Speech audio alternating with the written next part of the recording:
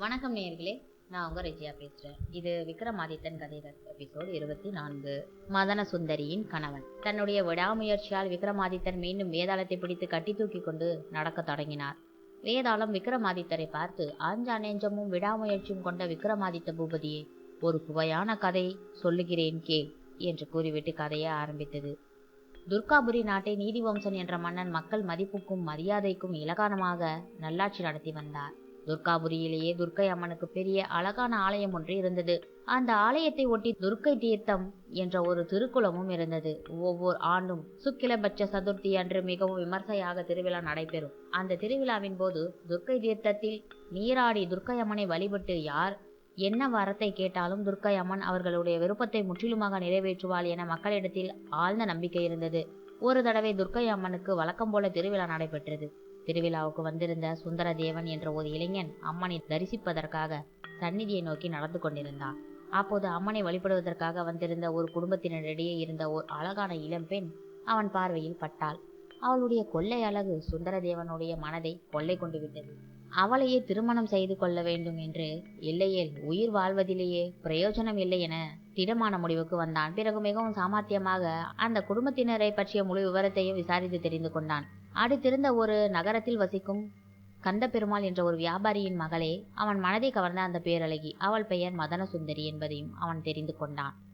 சுந்தரதேவன் நேராக சென்று துர்க்கை தீர்த்தத்தில் நீராடிவிட்டு துர்க்கை அம்மன் சந்நிதிக்கு வந்து அம்மனை தியானம் செய்து, துர்க்கை மாதாவே, எந்தவித சிரமமும் இல்லாமல் மதன சுந்தரியை திருமணம் செய்து கொள்ள எனக்கு அருள் செய்தால் திருமணமாகி சில காலத்துக்கு பிறகு என்னுடைய தலையை வெட்டி உனக்கு காணிக்கையாக்குகிறேன் என்று வேண்டிக் கொண்டான். சுந்தரதேவன் பிறகு கந்த பெருமானின் இல்லத்திற்கு சென்று தன்னை அறிமுகப்படுத்தி கொண்டு தான் மதன சுந்தரியை திருமணம் செய்து கொள்ள விரும்புவதை கூறினான். கந்த பெருமாளும் சுந்தரதேவனின் பெருந்தன்மையான தோற்றமும் பேச்சும் வெகுவாக கவர்ந்தது. அவர் சுந்தரதேவனை பற்றி எல்லா விவரங்களையும் விசாரித்தார். அவன் நல்ல குடும்பத்தை சேர்ந்தவன் என்பதும் சிறந்த கல்விமான் என்பதும் வியாபாரத் துறையில் அவனுக்கு அனுபவம் உண்டு என்பதையும் அறிந்த கந்த பெருமாள் மிகவும் மகிழ்ச்சி அடைந்தவராக தனது மகளை அவனுக்கே மனம் முடித்து வைக்க ஒப்புக்கொண்டார். திருமணமும் சிறப்பாக நடைபெற்றுவிட்டது. சுந்தரதேவன் தன் மனைவி மதன சுந்தரியோடு மாமனார் இல்லத்திலேயே சில மாதங்கள் மகிழ்ச்சியுடனும் இன்பத்துடனும் பொழுதை போக்கினான். பிறகு ஒரு நாள் அவன் கந்த பெருமாளை பார்த்து, மாமா, நான் வீட்டை விட்டு வந்து பல மாதங்கள் ஆகிவிட்டன. ஆகவே நான் என் மனைவியை அழைத்து கொண்டு வீட்டிற்கு செல்லலாம் என்று நினைக்கிறேன் என்று சொன்னான். கந்த பெருமாள் மிக்க மகிழ்ச்சி அடைந்தவராக மதன சுந்தரிக்கு விலை உயர்ந்த பல சீர்வரிசைகளை அளித்து கணவனுடன் அனுப்பி வைத்தார். அவர்களை வீடு வரை கொண்டு போய் விட்டு வருவதற்கு துணையாக மதன சுந்தரியின் மூத்த சகோதரன் தாருகன் அவர்களுடன் புறப்பட்டான். அவர்கள் மூவரும் துர்காபுரிக்கு வந்து சேர்ந்தார்கள். துர்காபுரிக்கு வந்ததுமே சுந்தரதேவனுக்கு துர்க்கை அம்மனின் ஞாபகம் வந்துவிட்டது. மதன சுந்தரியை திருமணம் செய்து கொள்ளும் தனது ஆசையை நிறைவேற்றி கொடுப்பதாக தான் வேண்டிக் கொண்டது அவன் நினைவுக்கு வந்தது. சுந்தரதேவன் மதன சுந்தரியையும் அவன் தமையன் தாருகனையும் துர்க்கையம்மன் ஆலயத்துக்கு அழைத்து சென்றான். அவர்கள் இருவரையும் ஆலய வாசலிலேயே அமர வைத்துவிட்டு தான் மட்டும் உள்ளே சென்றான். துர்க்கையம்மன் சந்நிதியை அடைந்த அவன் துர்க்கையம்மன் விக்கிரகத்தில் கையில் இருந்த வாளாயுதத்தை எடுத்து தன்னுடைய கழுத்தை அரித்து கொண்டு உயிரை விட்டான். ஆலயத்திற்குள் சென்ற சுந்தரதேவன் நீண்ட நேரம் ஆகியும் திரும்பி வராததை கண்ட தாருகன் அவனை தேடிக்கொண்டு கோயிலுக்குள் சென்றான். மூலஸ்தானத்திற்கு சென்று பார்த்த தாருகன் அங்கே கழுத்து அறுபட்டு இரத்த வெள்ளத்தில் கிடப்பதைக் கண்டு திடுக்கிட்டான். அவன் இறந்து கிடக்கும் செய்தியை தன் தங்கையிடம் எவ்வாறு சென்று சொல்வது? எனவே மனம் தடுமாறிய தாருகன் கீழே கிடந்த வாளை எடுத்து தன் கழுத்தையும் வெட்டி கொண்டு உயிரை விட்டான். ஆலய வாசலில் அமர்ந்திருந்த மதன சுந்தரியோ கோயிலுக்குள் சென்ற தனது கணவனும் தமையனும் நெடு நேரமாகியும் திரும்பி வராததைக் கண்டு கவலை அடைந்த பதற்றத்துடன் ஆலயத்திற்குள் விரைந்து சென்றாள். அங்கே அம்மன் சந்நிதியில் தன்னுடைய கணவனும் சகோதரனும் கழுத்து அறுபட்டு கிடப்பதைக் கண்டு வாய்விட்டு அலறினாள். பிறகு துர்க்கை அம்மனின் முன்னால் சென்று நின்று கண்ணீர் விட்டு கரங்கூப்பி வணங்கி, அன்னையே, நான் என்ன தவறு செய்து விட்டேன்? கிடைத்ததற்கரிய ஒரு பெருமகனை எனக்கு கணவனாக அருளி என்னை ஆனந்த பரவசத்தில் ஆழ்த்திய நீ இப்படி அரைகுறையாக என் வாழ்க்கையை அழித்து விட்டாயே. இனி நான் தன்னந்தனியாக இந்த உலகத்தில் எவ்வாறு வாழ முடியும்? என் கணவரையும் சகோதரனையும் உனது பாதத்தில் சேர்த்து கொண்டது போலவே என்னையும் சேர்த்துக்கொள் என்று கூறியவாறு கீழே கடந்த வாளாயுதத்தை எடுத்து தன் களத்தை அறுத்து கொள்ள முயன்றாள். அப்போது துர்க்கையம்மன் அவள் முன் தோன்றி, குழந்தாய், சற்று பொறு, உன்னுடைய பதிபக்திக்கு மெச்சினேன். இதோ நான் தரும் கும்பத்தீர்த்தத்தை பெற்றுக்கொள். இறந்து கிடக்கும் உன்னுடைய கணவன் சகோதரர் ஆகியோரின் தலைகளை உடலோடு பொருத்தி இந்த கும்பத்தீர்த்தத்தை உடலும் தலையும் பொருந்தும் இடத்தில் தடவு.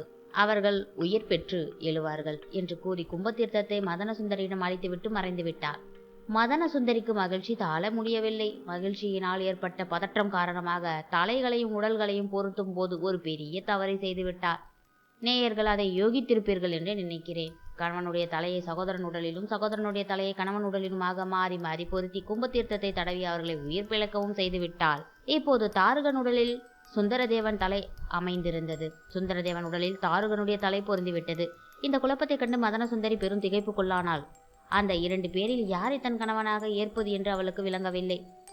இப்போது இந்த இடத்தில் கதையை நிறுத்திவிட்டது வேதாளம். விக்ரமாதித்த மன்னனே, மதன சுந்தரிக்கு உண்மையில் யார் கணவனாக இருப்பது சரியாக இருக்கும்? பதிலை கூறு, கூறிதான் ஆக வேண்டும். உனக்கு உன் தலை வேண்டுமல்லவா என்றது. அதற்கு விக்ரமாதித்தர், வேதாளமே, என் சான் உடம்புக்கு சிரசே பிரதானம் என்று ஒரு பழமொழி உண்டு.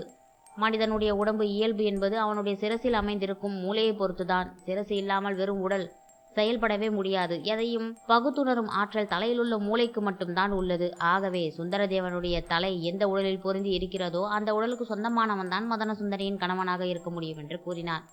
விக்ரமாதித்தனின் சரியான பதிலால் மௌனம் களைய வேதாளம் மீண்டும் கட்டையை அவிழ்த்து கொண்டு முருங்கை மரத்தில் ஏறிவிட்டது. நேயர்களே, இந்த கதை சற்றே நமக்கு குழப்பமாக இருக்கிறதல்லவா? விக்ரமாதித்தர் என்னதான் இக்கதைக்கு சட்டென்று ஒரு முடிவை கூறிவிட்டாலும் அதை வேதாளமே ஏற்றுக்கொண்டாலும் ஏனோ எத்தனை பேரால் இந்த கதையை ஏற்றுக்கொள்ள முடியும் என்று எனக்கே குழப்பமாக இருக்கிறது. சரி, வேதாளம் கேட்ட புதிர் கேள்விக்கு பதில் கிடைத்து விட்டது. விக்ரமாதித்தரின் தலையும் தப்பியது. மீண்டும் வேதாளத்தை கட்டிழுத்து கொண்டு வருவோம். இன்னொரு புதிர் கதையையும் கேட்போம். தொடர்ந்திருங்கள் நேயர்களே. இது விக்ரமாதித்தன் கதைகள். நான் உங்கள் ரெஜியா. நன்றி நேயர்களே, வணக்கம்.